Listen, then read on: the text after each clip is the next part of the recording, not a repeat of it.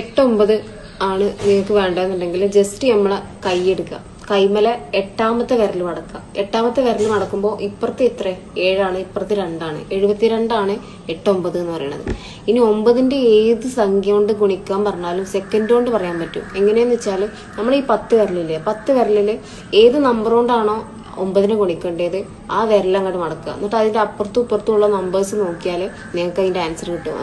ഞാൻ കാണിച്ചു തരാം. ഒന്നാമത്തെ വിരൽ മടക്കുക 9, രണ്ടാമത്തെ വിരൽ മടക്കുക 2 9.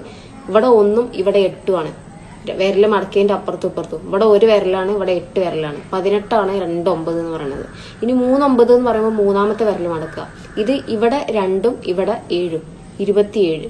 ഇനി 4 9 ഇതാ 3 6 36, 5 9 45, 6 9 54, 7 9 63, 8 9 72, 9 9 81, 10 9 90.